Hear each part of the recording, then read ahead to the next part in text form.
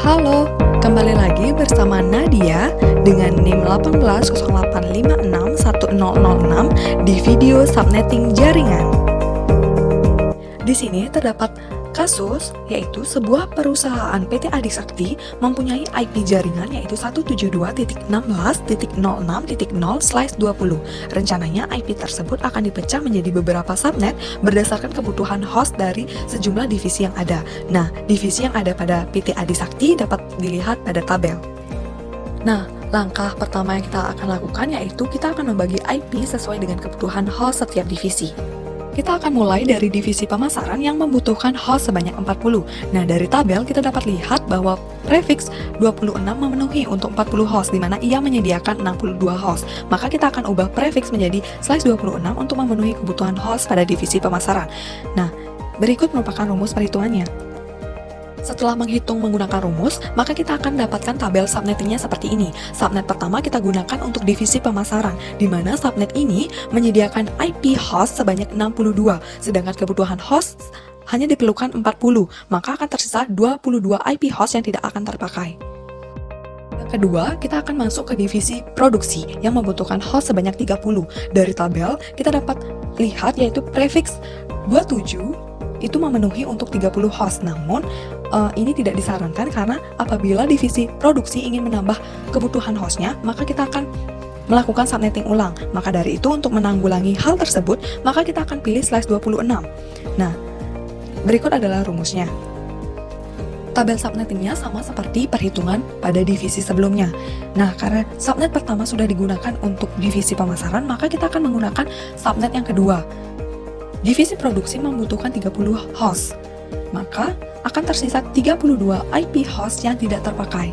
Lanjut ke divisi keuangan yang membutuhkan host sebanyak 20. Dari tabel kita dapat melihat bahwa prefix 27 itu memenuhi untuk 20 host, di mana ia menyediakan 30 host IP. Nah, maka kita akan rubah prefix menjadi /27. Berikut merupakan perhitungan rumusnya. Berikut merupakan tabel subnettingnya, di mana kita akan memilih net ID 172.16.6.128 untuk divisi keuangan. Kenapa net ID itu dan tidak net ID yang di atasnya? Karena net ID yang di atasnya sudah termasuk ke dalam ring IP yang kita gunakan pada divisi sebelumnya. Nah, kebutuhan host divisi keuangan itu sebanyak 20, maka akan tersisa 10 IP host yang tidak terpakai. Masuk ke divisi IT yang membutuhkan host sebanyak 10. Pada tabel yang memenuhi yaitu prefix 28, maka kita akan ubah prefix menjadi /28 untuk divisi IT. Berikut merupakan perhitungannya. Berikut merupakan tabel subnettingnya, di mana kita mengambil network ID yaitu 172.16.6.160. Karena IP broadcast terakhir pada divisi keuangan yaitu 172.16.6.159. Nah, pada divisi IT akan tersisa 4 IP host yang tidak terpakai. Lanjut ke divisi SDM yang membutuhkan host sebanyak 5. Nah, pada tabel terdapat prefix yang memenuhi yaitu /29 dan /28. Di sini saya menggunakan /28 agar divisi SDM dapat menambah kebutuhan hostnya apabila diperlukan. Nah, berikut merupakan perhitungan rumusnya. Berikut merupakan tabel subnettingnya, di mana yang kita ambil yaitu network ID 172.16.6.176 yang memiliki IP broadcast yaitu 172.16.6.191. Kebutuhan host divisi SDM sebanyak 5, maka akan tersisa 9 IP host yang tidak terpakai. Divisi yang terakhir yaitu divisi gudang yang membutuhkan host sebanyak 4, di mana prefix yang memenuhi yaitu /29, maka kita akan ubah prefix menjadi /29 untuk memenuhi kebutuhan host. Berikut merupakan perhitungan rumusnya. Pada divisi gudang, saya memilih network ID 172.16.6.192, di mana kebutuhan host pada divisi gudang yaitu sebanyak 4, maka akan tersisa 2 IP host yang tidak terpakai. Adapun perangkat yang diperlukan pada desain subnetting kali ini, yang pertama yaitu router, yang merupakan sebuah alat untuk mengirimkan paket data melalui jaringan untuk dapat menuju tujuannya. Yang kedua yaitu switch, yang berfungsi untuk mengirimkan data ke lokasi yang dituju. Yang ketiga yaitu PC atau komputer, yang merupakan device untuk mengirim dan menerima data. Pada desain kali ini, saya menggunakan 3 router, 9 switch, dan 18 PC atau komputer. Nah, selanjutnya, desain subnetting jaringan yang saya gunakan yaitu menggunakan konsep VLAN. VLAN memungkinkan beberapa jaringan IP dan jaringan-jaringan yang kecil berada dalam jaringan dengan switch yang sama agar bisa terhubung atau berkomunikasi. Ini merupakan divisi kedua, 3, 4, 5, dan 6. Nah, yang dihubungkan dengan switch yang sama. Lanjut kita konfigurasi IP di mana divisi pertama saya menggunakan /26 dan divisi kedua saya juga menggunakan /26.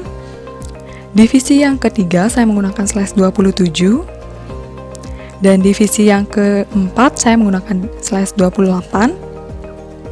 Divisi kelima saya menggunakan /28 juga dan divisi terakhir saya menggunakan /29. Selanjutnya, kita masuk untuk konfigurasi switch. Kita masuk ke VLAN database, kita beri 10 untuk divisi pertama, kita add 20 untuk divisi kedua.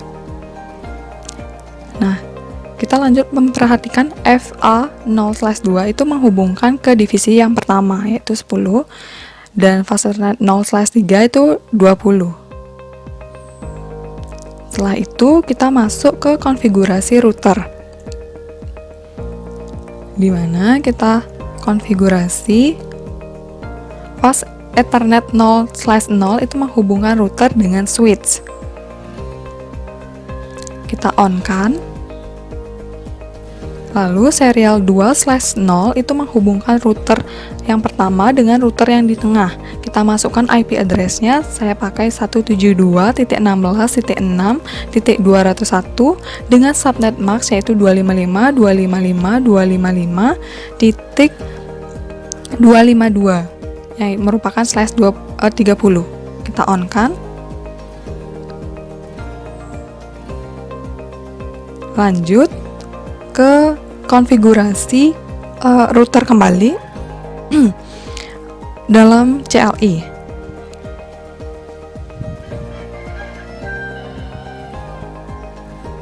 Kita masuk interface fast Ethernet 0/0 yang menghubungkan ke switch titik 10. Ini merupakan perintah untuk masuk ke subinterface 10 atau VLAN 10. Kita menggunakan perintah enkapsulasi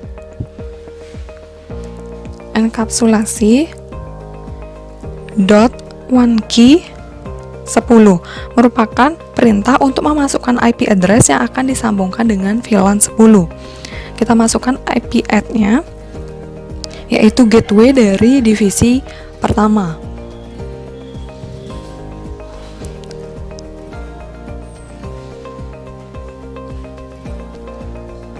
Serta kita juga tidak lupa untuk memasukkan subnet max-nya.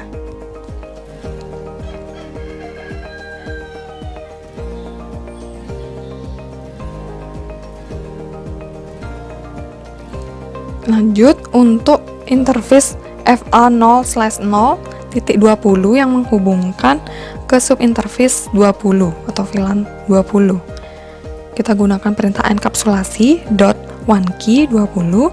Kita masukkan IP address yaitu gateway dari divisi kedua yaitu 172.16.6.65 dengan subnet max yang saya pakai yaitu /26.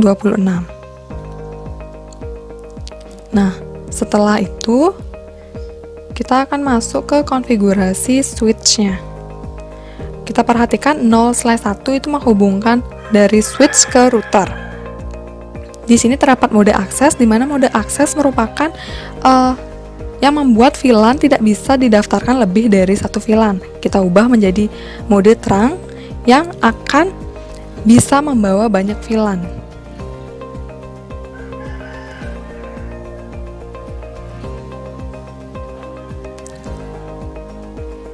Setelah itu, kita akan lanjut dengan konfigurasi router di router yang kedua atau router yang di tengah. Serial 2/0 itu menghubungkan dengan router yang pertama, sedangkan serial /3/0 itu menghubungkan dengan router yang terakhir. Sama seperti langkah sebelumnya, kita menggunakan perintah enkapsulasi, lalu kita ubah mode terang di switch yang paling atas.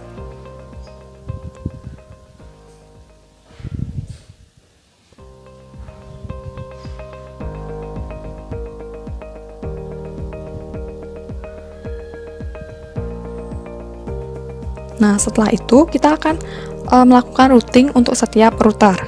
Di mana router pertama kita masukkan network ID dari divisi ketiga. Next hop-nya kita gunakan 172.16.6.202 yang merupakan IP yang dipegang di router tengah yang menyambungkan router tengah dengan router yang sebelah kiri.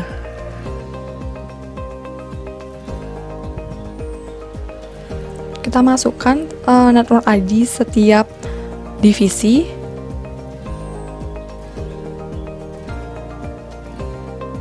Lanjut ke router yang di tengah.